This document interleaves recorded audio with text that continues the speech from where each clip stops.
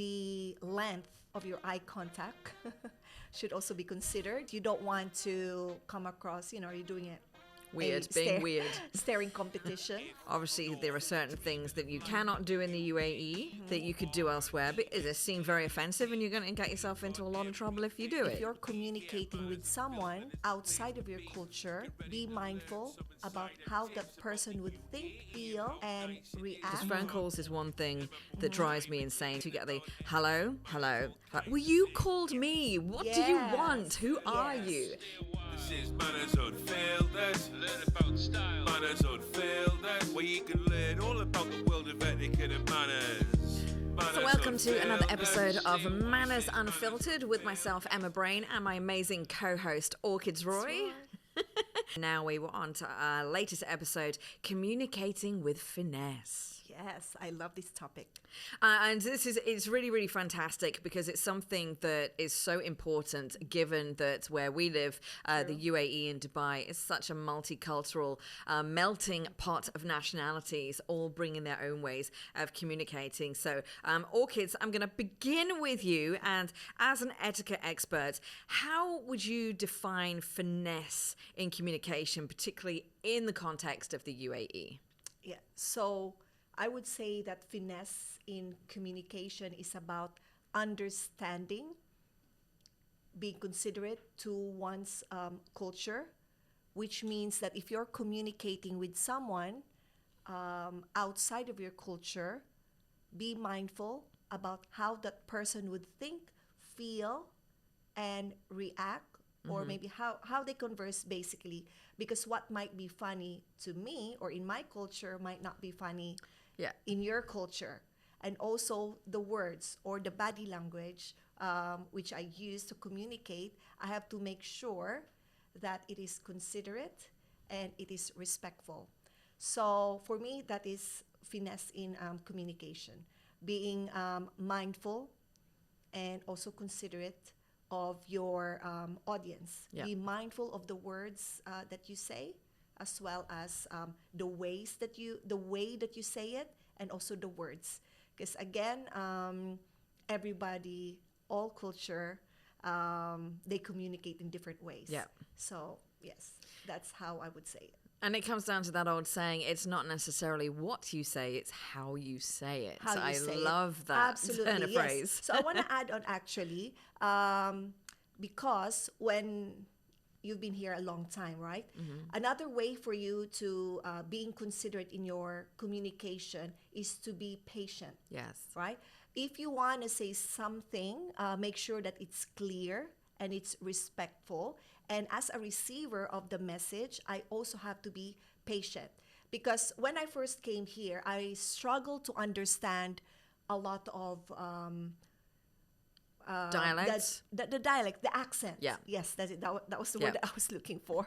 I was struggling some accents. So it took me a while to understand. Yeah. So what can I do if you will be in that situation? If you're new here in Dubai, don't be afraid to ask. Yeah. Ask that person to paraphrase, or ask that person, can you repeat that again? I didn't get you. So it's better to double check, to ask, than to assume that you understood everything. Because it took me really a while. There are some accents where, they speak so fast. So one of them, like Scottish accent, or I don't want to, but like there's still a lot of accents there that are really strong, or someone who speaks so fast.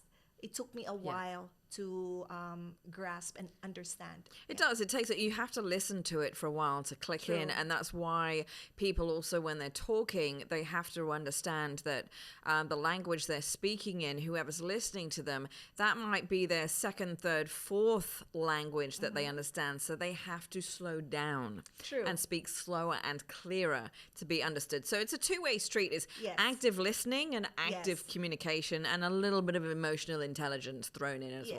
And also be patient.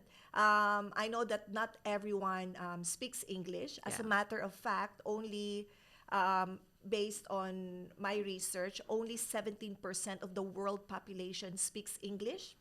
So be patient. If someone is trying to communicate with you in English, doesn't mean that they're stupid. It's just that English is not their first language. No, exactly. So, yeah, be patient, and they'll get their message across. 100%. 100%. Yeah. And Emma, given your background in public speaking and broadcasting, what has communication in the UAE differed from your experiences in the UK? As you said, going with the UAE, because we're dealing with so many different nationalities, you have to speak slower, and you have to maybe simplify the words that you use to make sure you're understood. In the UK, we're very direct. Yes. We are very direct. You know, sometimes there isn't a filter there, and you just say exactly what you mean a lot of the time, and you can't do that. And when it comes to public speaking and broadcasting in particular, you know, in the UK, there's very much people say what they feel. Well, in certain other parts of the world, particularly in my background as a journalist and what I was doing, we have censorship. There's things that you cannot say. Yeah. So you have to be mindful of that. You have to be mindful of the other nationalities that you're dealing with. And you have to not only censor in your work, depending who you're working for, but self-censor as well. And things that you could say elsewhere, you cannot say in the presence of other people, because it's going to be taken as an offense, as the wrong thing to say. You just have to be really mindful for that. And this is, you know, we've seen instances of this recently in the press where people have come here, they've just said exactly what is in their head, they've said bad things. Can't do that you here. just can't do that. You have to self-check all the time, and you have to be very, very careful, because even something that you think comes out as very innocent, because it's said in a certain way, it can be taken as offensively or aggressively or not good. Like, I'll give you a great example. This morning I was having a very tense conversation on the phone with someone in the customer service, and because the customer service was poor, and yes, I did get a little rattled, but I stayed calm, but I was kind of forceful as well in making myself clear that what was happening was not acceptable. So in all different scenarios, you have to be careful with yourself. Yes. Just And rein not it just- back in. Yes, not just in words. Actually here, because there's more than 100 nationalities living. 200. Yes, There's 200. You've checked. In this cosmopolitan city, you have to be mindful of your body language as well when you're upset. Absolutely, before the show. absolutely. Yeah. And well, we've kind of moved on to it, so let's discuss it. Body Yes. language is massive. Like the research says that the words you say are only 7% of communication. Yes. The rest of it is body language and nonverbal communication. And during COVID, we lost this information. Yeah. When I can't understand someone, we all do it. We lip read to an Yes. extent. Yeah. So when we don't have this Yes, information, when we were we only wearing the have mask, yes, you can. everything else Yeah. going on. Yes. Body language is so important, you know, and you have to be Agree. mindful. I mean, what for you are the big things to be mindful of when it comes to body language? Well, I can tell, the big thing, I can tell if someone is not happy or upset by the way they're standing. Yeah. Again, yes, facial expression. I think that's one thing. For body language, the first thing that you will notice is the face. Yeah. Yeah. You know, raising of the eyebrow. You can tell just by looking at the eye if that person is actually smiling, if they're wearing a mask, because our eyes also smile. They do. Yeah. So, I think the facial expression plays a big role in our body language. And you know, it differs from nationality to nationality as well. Some people they gesture a lot. Yeah.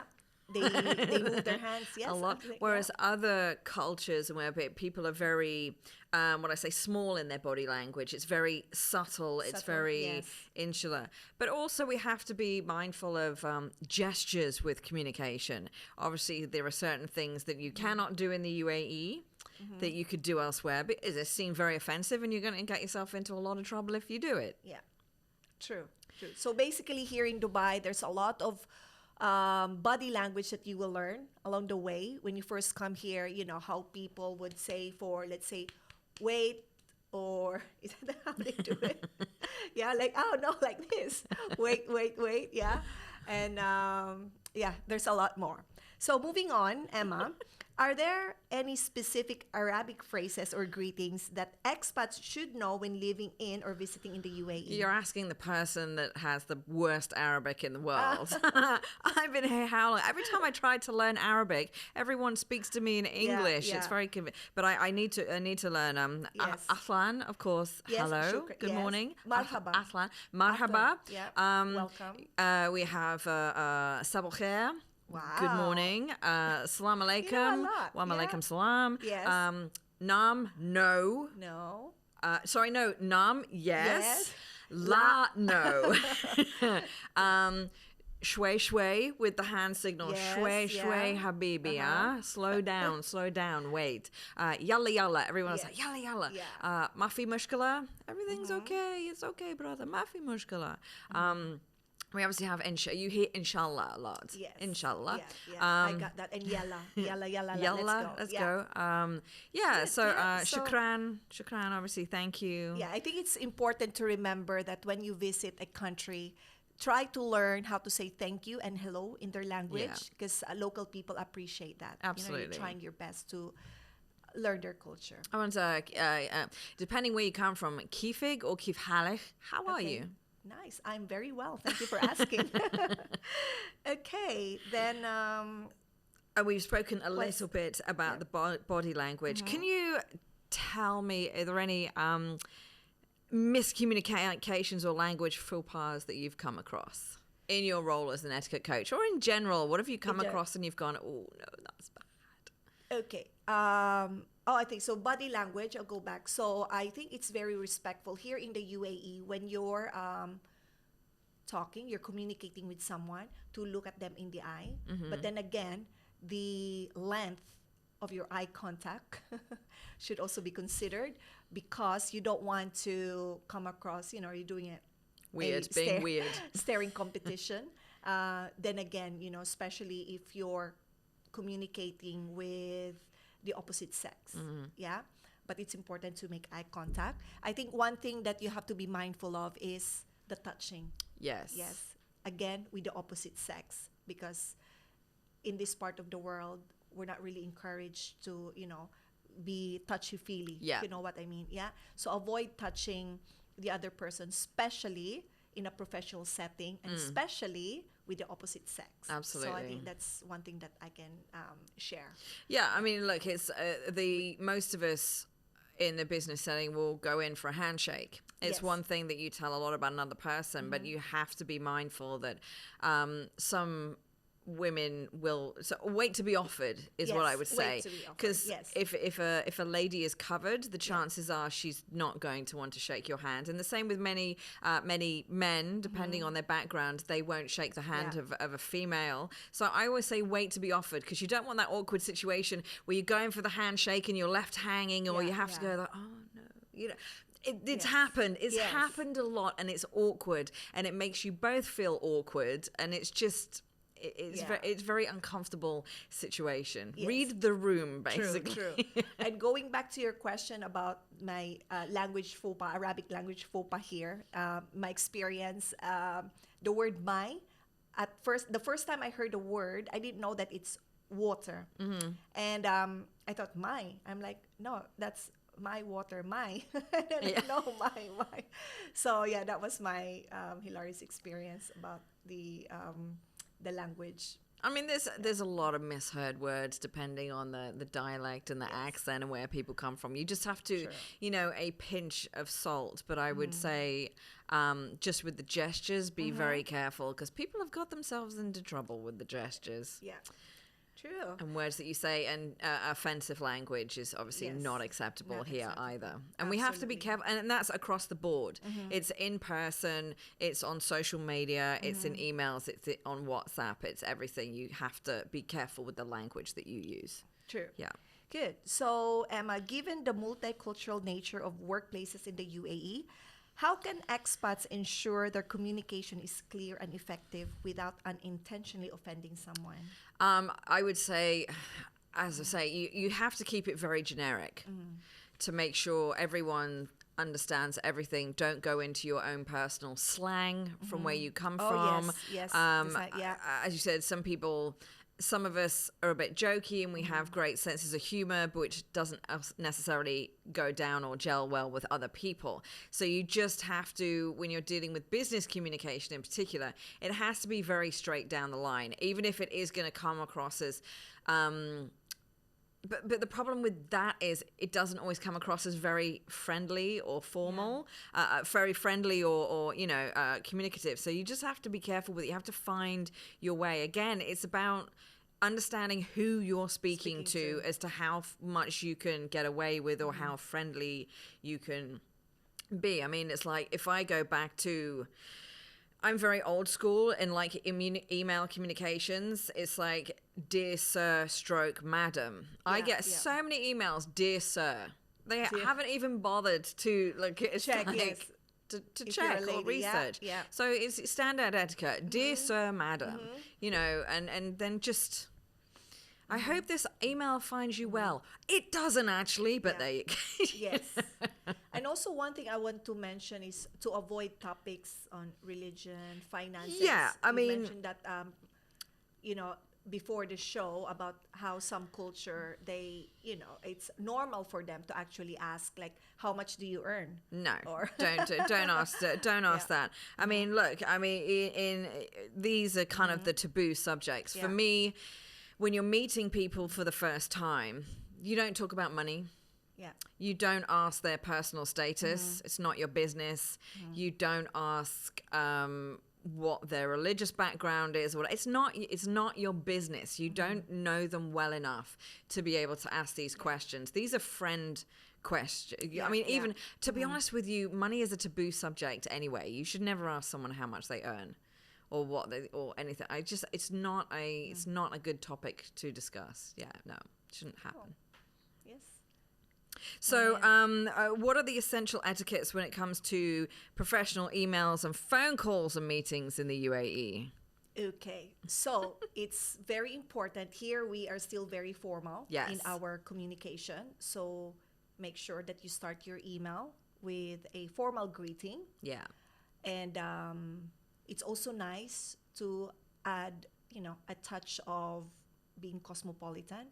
So let's say, for example, if it's Eid, so you might say, so dear Mr. Muhammad, Eid Mubarak to you. Nice. Yeah, just to add, your being cosmopolitan. And I would also say towards the end, if like I'm from the Philippines, so I always put a touch of Filipino in my email. If I know that person would appreciate it, so I would say maraming salamat or thank you very much. But then I put as well, open close parentheses, thank you very much, so that person would know what that means. Yeah. I think that's very important given the cosmopolitan nature of our country. And maybe make it short and brief, but again, the words that you use should be respectful. And if you're sending an email to someone in, higher society or someone in, not the royal, like royal family, I haven't written to someone that higher up in the society. You have to use a designation.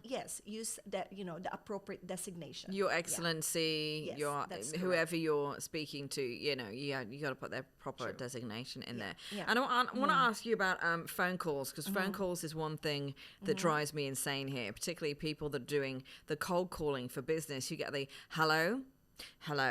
Well, you called me. What do you want? Who are you? I always say you got 10, 15 seconds to tell me who you are, where you're calling from, what do you want? True. I think that's very, very very important, because I get a lot of call as well. Whenever I answer the phone, I always say, hello, Orchids speaking. And then they would say, hello, can I speak to Orchids? I just had Orchids speaking. Yes, how may I help you? Oh, and then they get surprised. Oh. So again, the attention to detail before calling someone. Yeah. Make sure, you listen. Don't be too focused on the information that you're giving to the person you're calling. And I want to go back, I want to touch on to being professional in the Yes. workplace is to always be punctual, always on time or be punctual. I think it's important here. I know that the traffic is getting know. bad in the city. That means, we're becoming more progressive. Yeah. Because a lot of people are moving in this country. But to create a great first impression, be sure to be punctual, especially in your, Yeah. In your professional. yes. Of course. And, tardiness tells me a lot about a person. It shows me that you lack discipline. You don't respect your time or my time. Absolutely. I was brought up, my father always said, if you're on time, you're already late. Aim to Yeah. be wherever you need to be 15 minutes beforehand. Look, when I was... had senior positions in companies, people would arrange meetings with me and they'd rock up half an hour late, and I'd be, what's the excuse? Yeah. And I was like, well, I'm sorry, our meeting was 30 minutes ago. I now don't have time for you, so you can go away and reschedule because you wasted my time. I'm not wasting any more Everyone's of my time is important. It's important. Yeah, It's the most regardless of that. valuable thing that you have. But what about in the social settings? Yes. In introducing yourselves, especially meeting people of higher statures or social rankings? Yes, I would say wait to be introduced instead of jumping in straight away. Yeah, so wait, and then also wait for that person to extend their hand, because again, you have to be mindful that some cultures here doesn't want to, have that connection with touching. Yeah. Yeah, some people prefers to bow their head. If that person wanted to shake your hand, then wait till they extend extend their hand, and then you reciprocate it, and wait to be introduced by your colleague to this very important person, the VIP, and then you go and introduce yourself. I don't like shaking hands. You don't? I don't like shaking hands. One of the things because I'm a bit of a germaphobe, and I'm just like that. And the second thing, I'm very specific over how a handshake should be. I like a good, firm, and I can't stand the limp, wet hand. And I'm just Okay. like, oh no, it's horrible. Again, the handshake Yes. tells me a lot about a person. True. And who they are and what they do. I'm just like, I actually include that in my youth etiquette workshop, where I train kids how to shake hands properly, and they do that every time they come to my session, because it's very important for them to Yeah. learn that. Yeah. fun fact, there are 12 steps to the perfect handshake. 12. 12 steps. It's Good mind to know. blowing. Yeah, I know.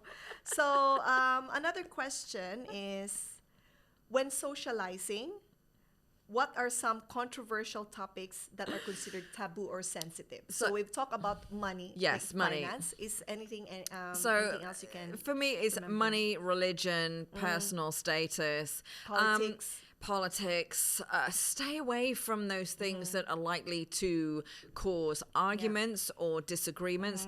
And particularly, I would say Yeah. this one is probably for gentlemen. I find a lot of men ask very intrusive questions of women. And it's very, very strange, and I don't understand it. Like, I've had people on social media, particularly, they want to know, are you married? Do you have kids? What is your height? What is your weight? What is your income? What do you do? Literally, they're asking for all your personal stats. I feel like those questions are for audition. dating site. Yeah, I'm dating like, site. this is not Like you're- Tinder. Yeah. It's very strange, but and you tend to find it tends to be men from certain nationalities that do this. And I politely say to them, this is not where I come from. This is not appropriate. And in fact, it's not appropriate to be asking these questions of anyone, let alone a woman. It's literally not your business. It is not your business. Yeah, the common question that I've observed being here for quite some time is, whenever I meet someone, they always ask, oh, where are you from? Yeah. And how long have you been here? And most of the time say, oh, you're Filipino, you don't look Filipino. Again, for me, you have to be mindful how you phrase that, because I'm used to it. I tend to accept it. But you never know. Some people might get upset because they say, "Oh, you look like this." So again, yeah. But people, You but have to- although it's how do I put this tactfully? Very, very true. People make a judgment call, but also our subconscious makes an automatic judgment, and it's not meant to be offensive or derogatory or anything like that. It's just what we're used to experiencing. Our subconscious makes a judgment on what we're seeing and what we're hearing. But sometimes we have to hold back from saying it because, as you say, we're in such a mixed, multicultural society, and we have many mixed people. They're half something, half something True, else, or three true. quarters something. You know, there's a complete melting pot of nationalities, and when you have mixed parentage and all the rest of it, Absolutely. it gets very complicated. That's the reason why I love living here in the UAE because I learned a lot. A lot of cultures to be learned, languages. Even though I don't practice it, but I love learning cultures. Yeah. And that's one unique feature of being here in Dubai. Aside from, of course, we're so fortunate with the weather and the food. I'm a big foodie. You can eat basically anything in this country. So yeah, that's what I love about this country. But it's very tricky, and it is, you're right, it's the two questions you constantly get asked when you people, where you from, what do you do, how long have you been here for? True. But again, I just Yeah. there's an organization that I know here, it's a fitness community, and they make it a rule when they have community gatherings, you are not allowed to ask people where they're from and what they do. Oh, that's good. And so it's you should sign me interesting. up. I would love to attend that event. It's interesting because it Yeah. means people have to talk about other things Yes. and find their commonalities without that automatic judgment. Yeah, It's absolutely. fantastic. Yeah. So we actually have some questions here from our listeners. So one question here is, I've often heard about the importance of using the right hand for certain interactions, like eating or giving and receiving items in the UAE. Can you elaborate on this cultural practice and its significance? So it is an astute observation in many Islamic cultures, and a bit of a tricky one when you're left-handed, right? Because you have to learn to do things with your right hand. You become a little bit ambidextrous. So basically, the right hand is traditionally considered the pure side, Yes. and more virtuous than the left, because we use the right hand for certain things and the left hand for certain other things. And it's rooted in the religious and cultural practices. So you eat with your right hand, and left hand is for, as I said, Yes. the personal hygiene. Let's put it that way. So giving and receiving items, food or gifts, usually do it with the right hand because it's seen as Same, more of a yeah. gesture of respect. But In it's very Asian interesting. culture, Yeah. we actually use both hands. Yeah, Yeah. yeah. But as I said, as a left-handed Left, yeah. person, so you just have to be mindful. Try and do it with the Yes. right, depending who you're interacting with, right? Absolutely. So yeah, but it's just one of those interesting little nuances that most people wouldn't even think about, to be honest with you. I True. don't think. So we've got another Second question here. question, How do we navigate situations that I'm unsure of the correct form of address? For instance, I've met several individuals with the titles of a sheikh and doctor, engineer, excellency. Yeah. What's the best way to address them without causing offense when I'm not sure of the title? Yes. So this can be a little bit tricky. Mm-hmm. Now, if you know that they're sheikh or doctor, by all means, address them. Because if they prefer to be addressed by their first name, they will actually tell you, Yeah. oh, you can call me James. Yeah? Instead of saying, okay, Dr., for example, Dr. Smith, Dr. James Smith. So yeah, you can ask them. If you're unsure of their title, don't be afraid to ask. Yeah. Like, how would you, excuse me, do you mind, can you tell me how would you like me to address you? Yeah. Yeah. I would put it that way. And if you're dealing with very, very high profile people, they'll normally have their PR people or an Yes, assistant who will true. tell you, they'll say, yes. please address them. When you meet them, you address them as That's this, true. and then Yes. da da da da da, and all the rest of it. Yeah. But yeah, it's worth looking into the protocols because there can be very Yeah. strict protocols, and it also depends on the environment Yeah. and what you're attending in the events. Yes. Certainly, when I host events, we have to make sure when we're bringing on certain people onto the stage, introducing them as speakers, we have to, particularly when you're dealing with people high ranking, so you have their designation, and then you have all their titles, and it has to be absolutely Yes. correct. Yeah. Absolutely correct. In a formal setting, yeah, when you're introducing someone Yeah. on the stage, yes, definitely you have to, give the appropriate title. Now, if you're already networking and that person already introduced themselves and then they said to that person, oh, you can call me Mark, then Yeah. when he shakes your hand and say, oh, hi, Mark, lovely to meet you. Yeah, so Yeah. you don't have to ask again. 100%. So what do we got Sure. next, Orchids, on the All question right. front? So the last question that we have for today is, I've had moments where my attempts at speaking Arabic were met with smiles or giggles. While I want to learn and use the language, I sometimes feel embarrassed. How do I continue my efforts without feeling self-conscious, and how can I turn these situations into positive learning experiences? I think first off, no one is ever going to shame you or make you feel embarrassed for making the effort and Absolutely. trying. Yes. Trying. I mean, look, Arabic is one of those languages. There are so many different dialects. There's different words for the same thing. So some might not understand, or it means something else in a different dialect, and that's But usually it where yes, miscommunication but comes it doesn't from. matter because people will know if you're a foreigner. Yes. Actually, local people appreciate if you try to learn their language. That means 100%. that you're willing to learn, you're willing to Yeah. get to know their culture. And I think you should ask if they find something, you can go, oh, did I mispronounce that? Did I say something Yeah. wrong?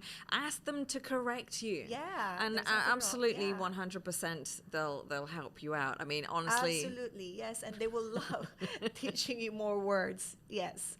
So don't be whoever sent this question. Don't feel embarrassed. Just go learn the language. Arabic language is so beautiful. Yeah. Such a shame that I didn't get to practice, but I'm learning it from my daughter because they have Arabic lessons at school.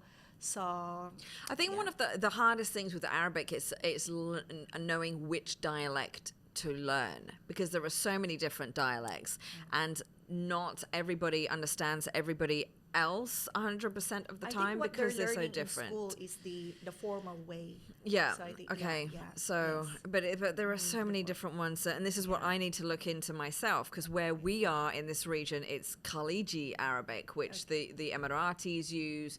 I think most of the Saudis will understand it. The Qataris will understand. Kuwait.